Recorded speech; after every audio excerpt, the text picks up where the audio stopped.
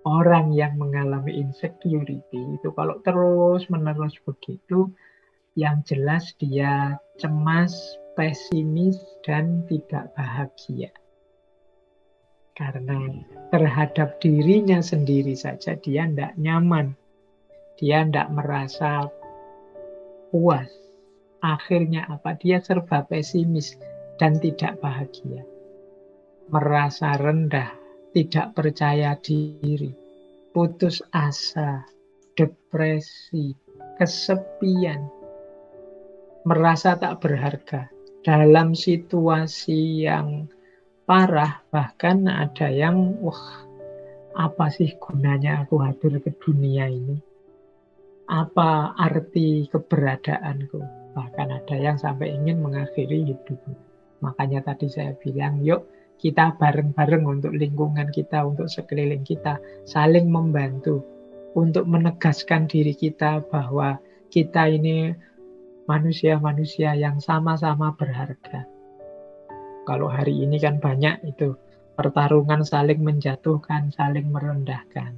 Nah ini menurut saya eman-eman waktu dan energi kita untuk saling bertarung, saling menjelekkan, saling menjatuhkan.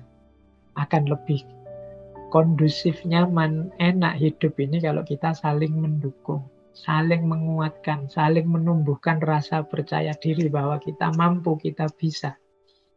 Jangan sampai nanti generasi yang akan datang lahir menjadi generasi yang serba cemas, pesimis, rendah diri, depresi, kesepian. Orang-orang yang mengalami insecurity semacam ini hidupnya pasti lelah. Lelah itu karena dia mikir dirinya sendiri yang tidak memenuhi standar-standar seperti yang dia harapkan. Kalau bisa dia ingin lari saja dari kenyataan. Dia tertekan karena tidak cocok antara ideal yang ada di pikirannya dengan kenyataan yang ada di depan matanya. Jadi dia akhirnya ingin lari dari kenyataan. Fisiknya lelah, batinnya lelah. Makanya dia punya kecenderungan, saya bilang tadi, kalau dalam situasi sangat parah, ini perlu psikolog, perlu psikiater.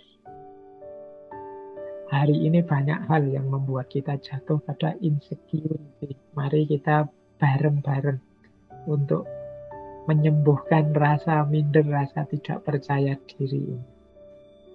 Nah, saya lanjutkan. Strateginya, mungkin sekarang ya. Strategi-strategi yang mungkin kita jalankan agar kita tetap percaya diri. Yang pertama apa? Ya, jangan lupa self-love.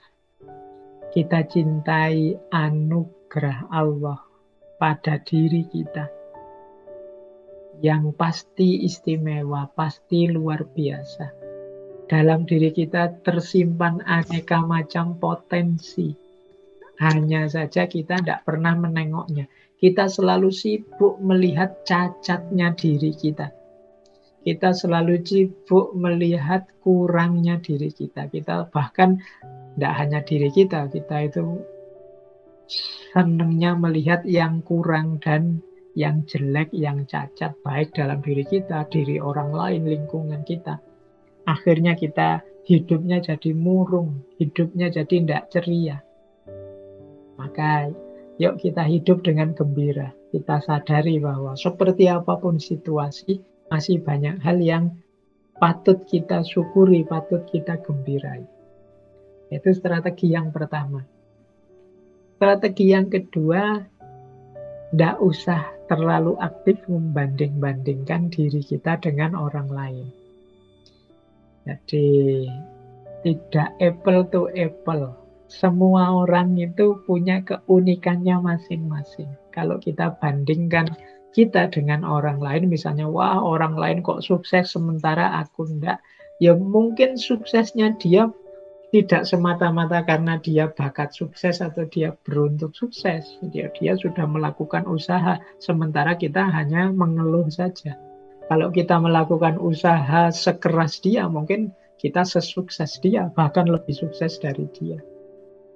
Tapi kita sering membandingkan diri kita dengan orang lain di level bahwa betapa bagusnya orang lain dan betapa jeleknya aku. Wah, kok ada orang cantik ganteng-ganteng seperti itu ya, kok aku kalau ngaca kok minder sendiri aku lihat. Ya karena kita bandingkan dengan mereka yang standar kecantikan, standar kegantengannya beda. Coba kita pakai standar yang berbeda, mungkin keputusan kesimpulan kita beda.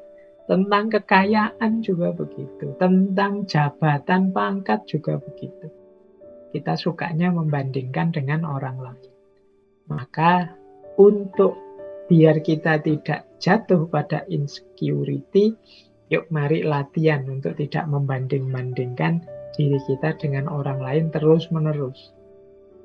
Kemudian yang ketiga, cari teman yang mendukung. Jangan teman yang malah menjatuhkan harga diri, menjatuhkan rasa percaya diri kita. Kok terpaksanya punya teman yang nyinyir, punya teman yang suka nyela, punya teman yang tidak mendukung kepercayaan diri kita, ya sudah, jangan terlalu sering dekat-dekat. Biar apa? Biar kita tetap punya self-esteem, punya kebanggaan terhadap diri kita sendiri dan tidak jatuh pada insecurity. Yang keempat, carilah kelebihan dan keunikan kita. Ini membuat kita lebih nyaman, membuat kita lebih menerima diri kita. Oke lah, dalam aspek kuliah saya tidak lulus-lulus, nilai saya jelek. Tapi alhamdulillah saya sudah punya pekerjaan, lebih mapan. Mungkin teman saya yang itu lulusnya paling cepat, nilainya paling tinggi. Tapi kan setelah lulus dia mikir nyari kerjaan. Saya sekarang sudah punya kerjaan, sudah bisa mapan. Loh ini kan kita melihat sisi positifnya. Dia lulusnya cepat, tapi aku lulusnya lama, tapi kan aku di pondok sambil hafalan Quran, lumayan.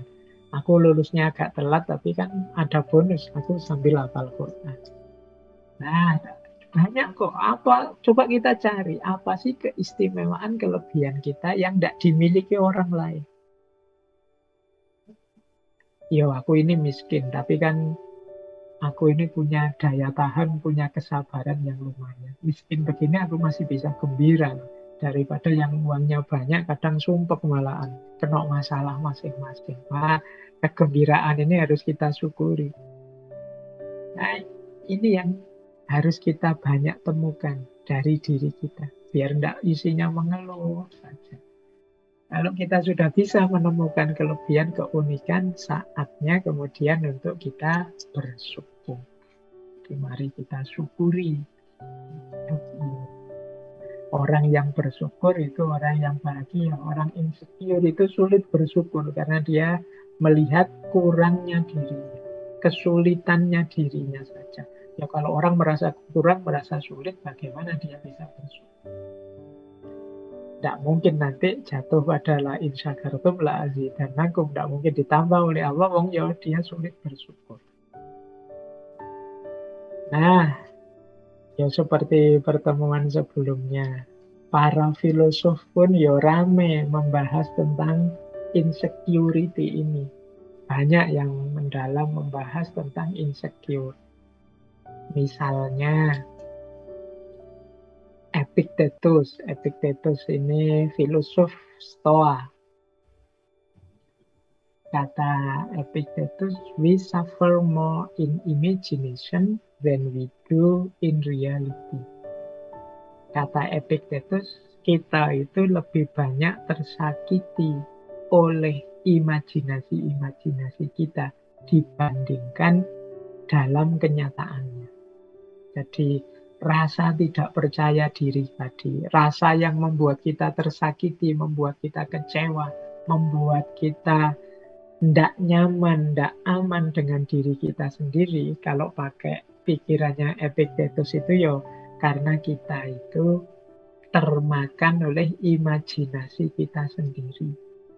Imajinasi kita tentang diri kita yang sangat rendah, sangat buruk. Akhirnya ya Kita tidak ngapa-ngapain. Padahal in reality mungkin tidak begitu. Kita itu ya punya banyak keistimewaan. Hanya saja kita ditelan, dilibas oleh imajinasi-imajinasi jelek kita tentang diri kita sendiri. Ya, jadi kalau mengikuti Epictetus berarti apa? Yuk, pikiran kita dibawa ke yang positif-positif saja. Jangan mikir yang aneh-aneh, yang jelek-jelek, termasuk tentang diri kita. Yuk, kita memang manusia, kadang-kadang melakukan kesalahan, kekeliruan. Tapi kan bukan berarti terus kalau sudah salah, sudah keliru, terus kiamat. Bahwa kita ini pasti orang jahat, pasti orang jelek, kan tidak begitu. Kita masih punya daya dan kekuatan untuk melanjutkan hidup sebagai orang baik. Tinggal kita mengganti gaya hidup, mengganti pola hidup. Kan rumusnya di situ sebenarnya. Cuma label-label imajinasi-imajinasi yang kita tempelkan dalam diri kita, ini kemudian sering menghalangi langkah kita untuk berubah jadi lebih baik. Kita sudah menyerah dengan label, aku ini orang bodoh. Kita menyerah dengan label, aku ini orang tidak mampu. Kita menyerah dengan label, aku ini orang lemah. Ya selesai. Kalau kita sudah menyerah di situ, masuk ke lubang insecurity. Kemudian ini dilengkapi oleh pandangannya Dalai Lama. Kata Dalai Lama, lack of transparency result in distrust and a deep sense of insecurity. Kurangnya keterbukaan akan membuahkan ketidakpercayaan dan insecurity yang dalam. Jadi lack of transparency itu kan berarti tidak terbuka, tidak jujur, tidak apa adanya tentang diri kita. Ya tentu saja melahirkan orang lain tidak percaya pada diri kita juga tidak percaya pada diri kita, wong kita tidak paham. Kenapa kita tidak paham? Karena kita tidak jujur. Disitulah kita masuk pada insecurity. Karena kita tidak paham tentang diri kita, ya kita isinya serba bingung, mau apa, mau kemana. Nah, dilanjutkan oleh Erich Fromm. Kata Erich Fromm, tugas yang harus kita tetapkan untuk diri kita bukan kok to feel secure, untuk merasa aman, tapi to be able to tolerate insecurity. Kita harus bisa menerima insecurity. Maksudnya apa? Ketakutan-ketakutan, kemudian hal-hal yang menurut kita negatif, itu kita terima dulu. Ya setelah itu kita carikan solusinya. Tidak mungkin hidup kita itu sepenuhnya secure, sepenuhnya nyaman, enak. Pasti tentu saja ada yang kurang-kurang.